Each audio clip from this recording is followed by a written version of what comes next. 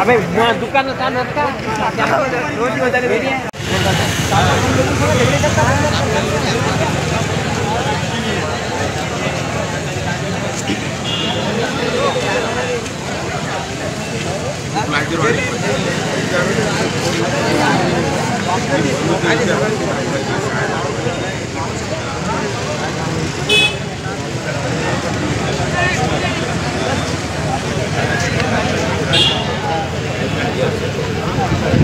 हा एक्झॅक्ट माझा हाच पॉईंट आहे.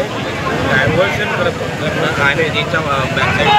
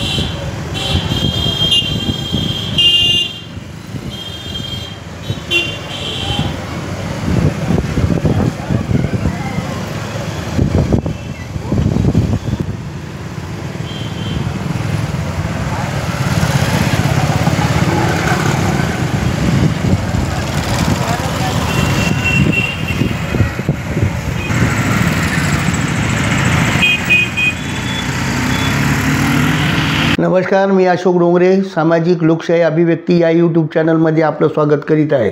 मित्रांनो, काल परवा जे परभणीमध्ये डॉक्टर बाबासाहेब आंबेडकरांच्या पुतळ्याजवळच्या संविधानाच्या प्रती एका माणसाने त्या ठिकाणी त्याचा विध्वंस केला आणि त्या अंतर्गत त्या ठिकाणी जे झालेली जी घटना आहे ती लोकांना समजल्याच्यानंतर लोकांमध्ये फार मोठा रोष निर्माण झाला आणि त्या अंतर्गत त्या ठिकाणी निषेध व्यक्त करण्यासाठी परभणीमध्ये एक मोर्चा काढण्यात आला आणि त्या मोर्चा काढण्यात आल्याच्यानंतर त्या मोर्चाला हिंसक वळण लागलं आणि त्या ठिकाणी 144 कलम लागू करण्यात आली। त्या ठिकाणी पोलिसांनी जे आंदोलक होते त्या आंदोलकावर सुद्धा लाठीचार्ज त्या ठिकाणी झालेला आहे आणि लाठीचार्ज झालेला असल्यामुळे त्या ठिकाणी आणखीन बऱ्याच लोकांचा रोष झाला। त्याच्यामध्ये बाळासाहेब आंबेडकर, त्याचे रामदासजी आठवले आणि महाराष्ट्राचे अनेक जे नेते जे आहेत तर त्यांनीसुद्धा या घटनेचा निषेध केलेला आहे आणि सर्वांना शांततेचं त्या ठिकाणी आव्हान केलेलं आहे की बुवा जी घटना झालेली आहे त्या संदर्भात त्या माणसावर योग्य ती कारवाई करण्यात येईल असं तिथल्या पोलीस प्रशासनानं सुद्धा सांगितलेलं आहे आणि त्याच्यावर योग्य ती कारवाई करण्यात येईल, त्याची संपूर्ण सखोल चौकशी करण्यात येईल, त्याच्या पाठीमागे कोण आहे काय आहे या संदर्भात सुद्धा चौकशी करण्यात येईल। अशा प्रकारचे घटना याच्यानंतर होऊ नये आणि डॉक्टर बाबासाहेब आंबेडकरांचे जे पुतळे आहेत किंवा बाबासाहेब आंबेडकरांच्या ज्या प्रतिमा आहेत, महात्मा फुलेंच्या किंवा शाहूजी महाराजांच्या किंवा छत्रपती शिवाजी महाराजांच्या, तर सरकारने त्या ठिकाणी सिक्युरिटी गार्ड ठेवणे हे गरजेचं आहे। परभणीमध्ये सिक्युरिटी गार्ड एक ठेवला होता, तो मरण पावला आणि मरण पावल्याच्यानंतर त्या ठिकाणी दुसरा सिक्युरिटी गार्ड नव्हता आणि त्यामुळे ह्या ठिकाणी ही जी घटना घडलेली आहे। तर त्याचप्रमाणे एक सिक्युरिटी गार्ड आहे तो छत्रपती शिवाजी महाराजांच्या पुतळ्याचे संरक्षण करतो आणि बाबासाहेब आंबेडकरांच्या सुद्धा करतो। त्या एकाच माणसाला ती ड्युटी करावी लागती। त्याच्यामुळं महाराष्ट्र शासनाने याच्यात त्वरित लक्ष घातलं पाहिजे आणि त्वरित लक्ष घालून ताबडतोब महाराष्ट्रामध्ये जेवढेही महापुरुषांचे पुतळे असतील, स्मारक असतील, त्या ठिकाणी सिक्युरिटी गार्डची व्यवस्था केली पाहिजे आणि त्या ठिकाणी सिक्युरिटी गार्ड असलेच पाहिजे। ही अशा प्रकारची लोकांची सुद्धा मागणी आहे। त्याच्यामुळे कोणत्याही प्रकारचे अनुचित प्रकार असे घडणार नाहीत आणि महाराष्ट्रामध्ये पुन्हा कोणते असे आंदोलन निर्माण होणार नाहीत किंवा जातीय दंगली निर्माण होणार नाहीत, जातीजातीमध्ये तेढ निर्माण होणार नाहीत। अशा प्रकारचं जर रोखायचं असेल तर महाराष्ट्र शासनाने त्वरित त्या ठिकाणी पुतळ्यांना संरक्षण दिलं पाहिजे आणि ही लोकांची महाराष्ट्र सरकारला मागणी आहे आणि सर्वांना शांततेचं आव्हान आहे की आपण निषेध जरूर करा तुम्ही, परंतु कोणत्याही प्रकारचं हिंसक वळण लागू देऊ नका आणि डॉक्टर बाबासाहेब आंबेडकरांच्या ज्या प्रतिमेचं त्या ठिकाणी जे काही विडंबन झालेलं आहे त्या ठिकाणी आपण निषेध व्यक्त करा, पण कोणत्याही प्रकारचं हिंसक वळण लागू देऊ नका। शांततेच्या मार्गानं आपण आंदोलन करा, कारण आपण डॉक्टर बाबासाहेब आंबेडकरांचे पाईक आहोत, बाबासाहेबांच्या घटनेचे पाईक आहोत। बाबासाहेब आंबेडकरांचं संविधान हे वाचवण्यासाठी आपण निघालेले माणसं आहोत, ज्या संविधानानं या भारतातल्या संपूर्ण जातीवर्गाला ज्या आहेत संपूर्ण जातीवर्गाला या ठिकाणी बाबासाहेब आंबेडकरांनं आपल्याला जे सुविधा दिलेल्या आहेत आणि बाबासाहेबांनं जे आपल्याला या ठिकाणी जे हक्क दिलेले आहेत तर त्या हक्काचं सुद्धा आपल्याला संरक्षण करणं हे गरजेचं आहे। आणि आज हिंगोलीमध्ये त्या निषेधार्थ परभणीमध्ये जी घटना घडली तर त्या घटनेच्या अंतर्गत हिंगोलीमध्ये कडकडीत बंद पाळण्यात आलेला आहे। त्या ठिकाणी मोर्चाचं सुद्धा आयोजन झालं होतं, परंतु डॉक्टर बाबासाहेब आंबेडकरांच्या पुतळ्याजवळ सर्व जे दलित आहेत आणि बहुजन समाजाचे लोक त्या ठिकाणी त्यांनी जमाव केला आणि त्या ठिकाणी बाबासाहेब आंबेडकरांच्या प्रतिमेपासून पुतळ्यापासून आंबेडकर चौकातून कलेक्टर ऑफिसला निवेदन देण्यासाठी आज या ठिकाणी पोलीस प्रशासनाला ते परमिशन मागत आहेत, परंतु मला असं वाटतं की आत्तापर्यंत त्यांना काही परमिशन मिळालेली नाही आणि कोणताही अनुचित प्रकार घडू नये म्हणून पूर्ण हिंगोलीमध्ये चोख बंदोबस्त आहे आणि कडकडीत हिंगोलीमध्ये पाळण्यात आलेला आहे आणि त्या पाळण्यात आल्यामुळे त्या ठिकाणी जो निषेधार्थ हिंगोली ही पूर्ण बंद आहे। तरी मित्रांनो, कोणत्याही प्रकारचा अनुचित प्रकार घडू नये आणि आपण बाबासाहेब आंबेडकरांचा जो त्या पुतळ्याजवळ झालेला जो संविधानाचा जो काही विडंबना झालेली आहे त्या अंतर्गत आपण सर्वांनी शांतता बाळगावी आणि शांततेच्या मार्गाने आपण कलेक्टरला निवेदन द्यावं आणि आपण शांततेच्या मार्गाने सुद्धा मोर्चा काढावे किंवा आंदोलन करावं। त्याच्यामुळं जी कोणतीही मालमत्तेची आपण नुकसान करू नये, कारण ही मालमत्ता जी आहे ती ही राष्ट्रीय संपत्ती आहे आणि ही आपलीच संपत्ती आहे, जनतेची संपत्ती आहे। ज्या संविधानानं जे हक्क अधिकार दिलेले आहेत ती मालमत्ता ही आपली संपत्ती आहे आणि बाबासाहेब आंबेडकरांनी ज्या आपणाला जे हक्क अधिकार दिलेत त्याचा आपण योग्य वेळी जे आहे तर आपण या ठिकाणी वापर करावा ज्या अधिकाराचा आणि शांततेने मोर्चा काढावा, निषेध करावा। अशा प्रकारच्या घटना घडू नये। महाराष्ट्र शासन सिक्युरिटी गार्ड ठेवावे आणि पुन्हा जेवढे काही महाराष्ट्रामधले जे महापुरुषांचे जे पुतळे आहेत ते त्या पुतळ्यांचं संरक्षण करण्यासाठी एक स्पेशल फोर्स निर्माण करावं आणि अशा प्रकारचे अनुचित प्रकार घडू नयेत आणि कोणत्याही जाती धर्मामध्ये ते निर्माण होऊ नये अशा प्रकारचं महाराष्ट्र शासनालासुद्धा आमचं लोकांचं जे आव्हान आहे आणि आमचं स्वतः वैयक्तिकसुद्धा आव्हान आहे. ते हे अशा प्रकारचं जे घटना घडतात ह्या घटना वेळीच टाळल्या पाहिजे आणि सर्व समाज हा शांततेनं नांदला पाहिजे, राहिला पाहिजे. जातीय ते निर्माण झालं नाही पाहिजे, कोणती दंगल किंवा हिंसक वळण लागलं नाही पाहिजे. अशा प्रकारची जे व्यवस्था आहे तर सरकारनं त्या ठिकाणी सिक्युरिटी गार्ड ठेवून याला वेळीच पाबंद केलं पाहिजे आणि टाळलं पाहिजे. तर हा माझा व्हिडिओ जे आहे तर मी केवळ शांततेच्या मार्गाने आपण निषेधार्थ केला पाहिजे, निषेध केला पाहिजे. आणि बऱ्याच नेत्यांनी, बाळासाहेब आंबेडकरांनी, रामदास आठवलेजींनी आणि महाराष्ट्राच्या सर्व जनतेला निवेदन केलेलं आहे की बुवा शांततेच्या मार्गाने आपण निषेध करावं.